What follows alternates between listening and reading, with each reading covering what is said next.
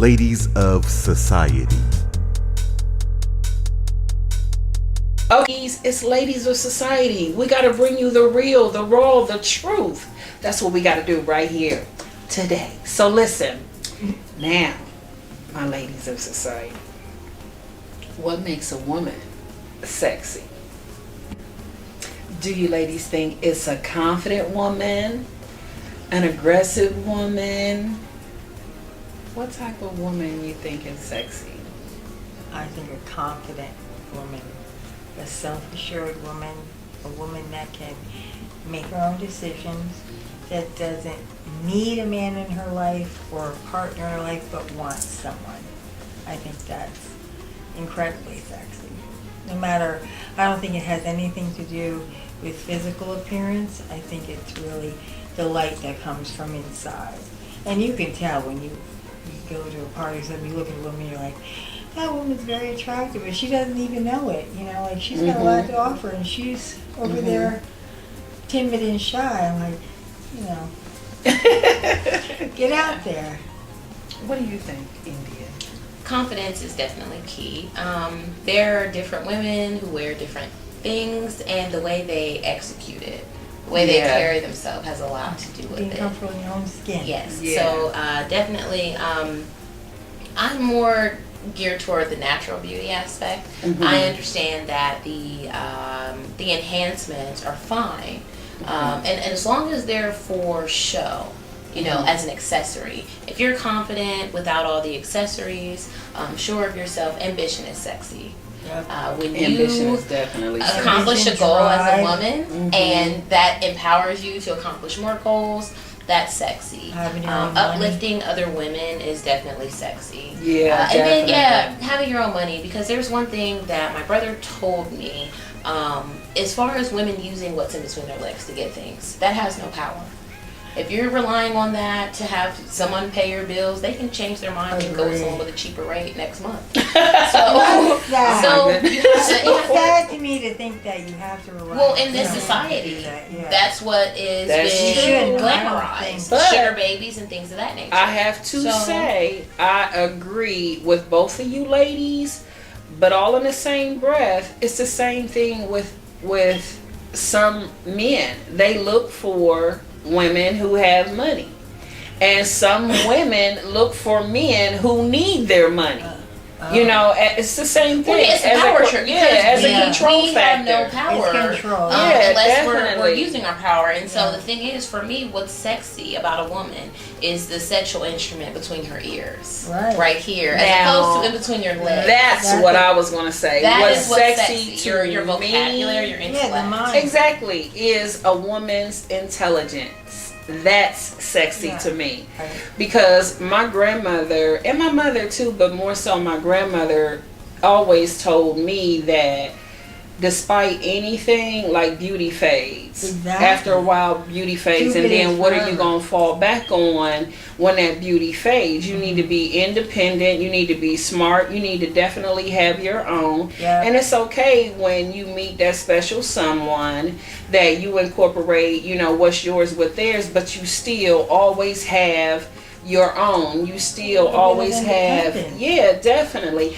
And I think that men do find that extremely sexy in a woman, Sure.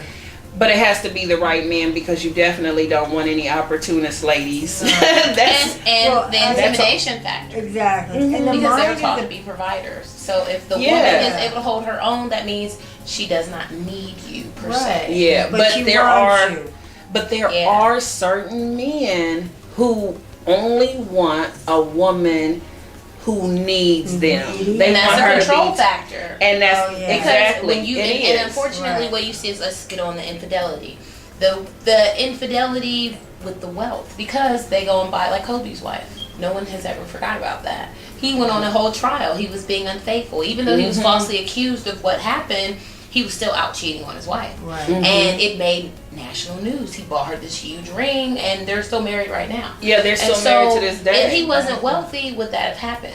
Yeah. You I know, don't and think so, so. with the idea of, and not to say that she can't stand on her own, but sometimes people get comfortable in these lifestyles. And so for me, what it comes down to is, when the person with the financial stability is offering you a certain lifestyle. Unfortunately, you may be willing to accept things you would normally tolerate. Right. Yeah, but then in the end, we all know how most of those situations turn out. They turn out with the relationships breaking up anyway because it wasn't built on something substantial. Right. You know, and that's what I would like for some of these young girls to realize, that oh yeah, he's talking to me and he has money and he has a nice car and this, that, and the other. But at the end of the day, where will your future go with this person who you don't have a connection with as far as heart wise, as far as mind wise? It's just about money.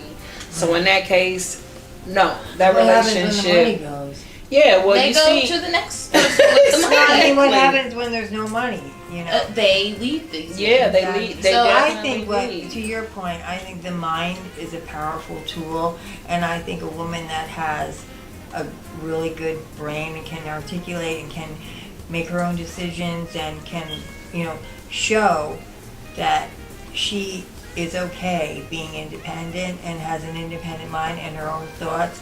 I think that's incredible. Okay, so a free ladies, woman is a sexy woman. now let me lead into this a little bit more.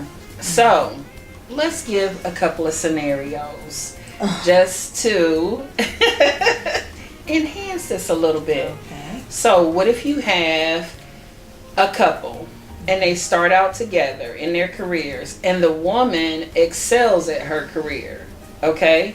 And she's doing fantastic, she's doing wonderful, she's bringing money in, and you know, she's really being able to take care of the family, and it kind of outshines his contribution. Not that it's any less significant, it's just how he feels. Right. So in those instances, when you have relationships like that where the man is like, if I'm not, you know, top dog making, you know, the highest amount of money and my woman is making way more than me, then I don't want that woman anymore. Right. So what do you feel in cases like that where you start out equal and one outshines the other and the other one is like, oh, I'm upset about it? I think it comes from a place of insecurity. Yeah. Because that man, if he's treating her the way she's supposed to be treated and values her, he doesn't have anything to worry about. Mm-hmm. But if the basis of the relationship was financial security, Mm-hmm. even though she could be so in love with him and want to spend the rest of her life with him, whether he goes broke or not, if he thinks that, oh, I got her because I'm wealthy, Mm-hmm. him being insecure about who he is as a husband as opposed to just being a provider, well then I don't want a woman that could leave me, essentially. She can be on her But what own if without she's me. the wealthy one? Yeah, she's wealthy, so she can go on and live on her own. She doesn't Mhm. need him for anything. Listen, this happened in my marriage where I weighed a lot more than my husband. I was vice president, top 2% of women to be vice president of a Fortune 500 company. My husband had a degree in chemistry. He's a stockbroker. He was not a stupid guy, but he didn't have the ambition that I had. He didn't have the drive that I had. And it really tore us apart because I resented the fact that I was, you know, had this 5,000 square foot home in Princeton, New Jersey, and I'm going in and out to New York City every day, 2 hours in, 2 hours out. And what are you doing at home? We got a housekeeper. We had one child. You know, and he said things like, well, I'll go back to work when the baby goes to school. The baby's in 2nd grade. You know, I mean, the bus drops off right in front of the house. You don't really have that much to do.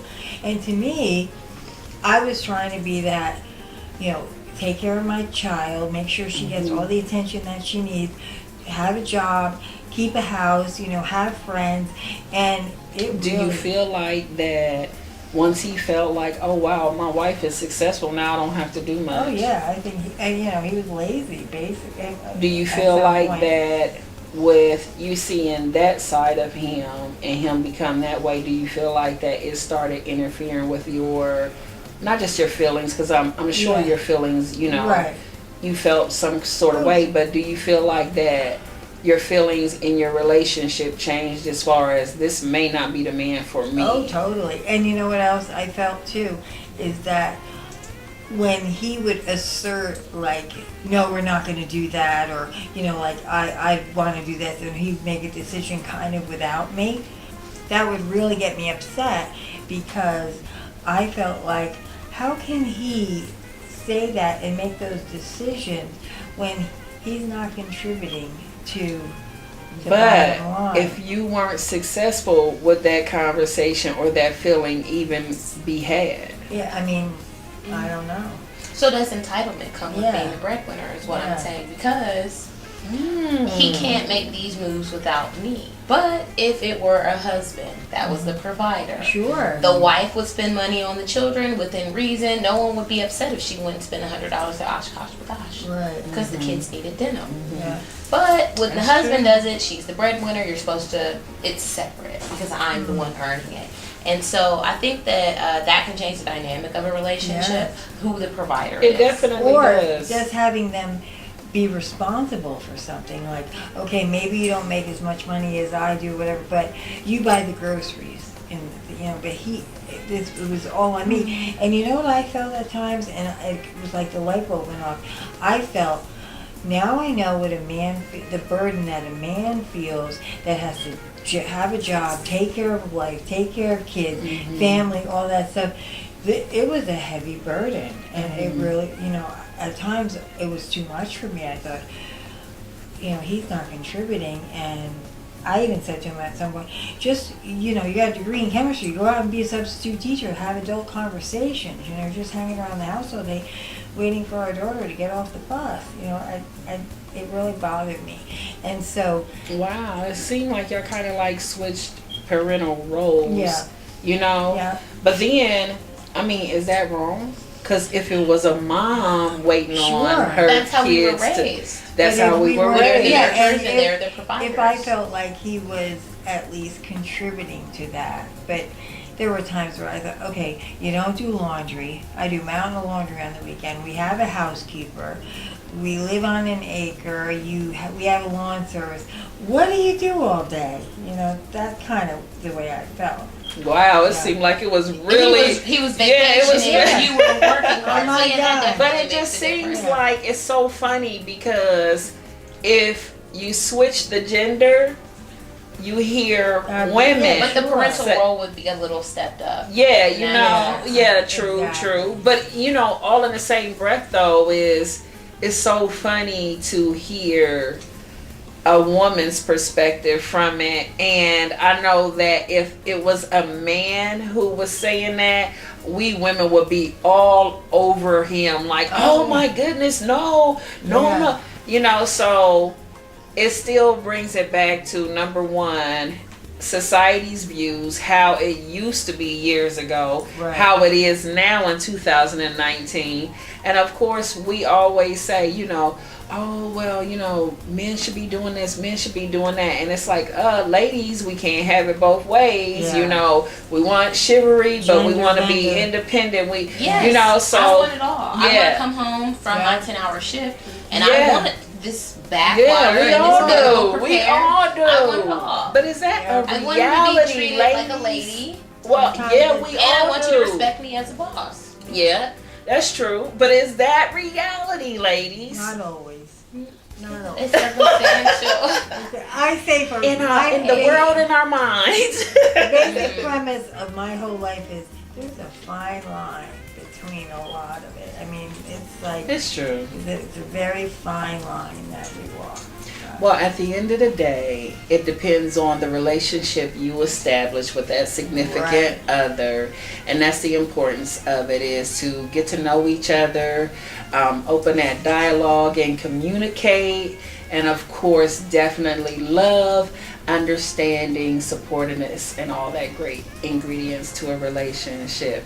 This has been amazing with this Queen's Round Table discussion, and of course my amazing court that I want to thank, Miss India Monet, of course, and of course Miss Christine Caruso, and of course your girl Queen. This has been Ladies of Society, the talk show for women, and we have just brought the real, the raw, the truth. Stay tuned Thursdays at 7 p.m.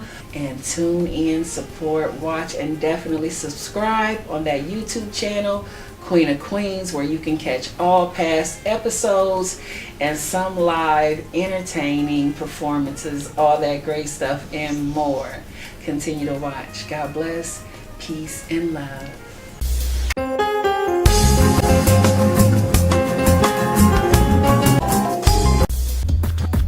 You enjoyed the message from Mo. Like, share, and subscribe.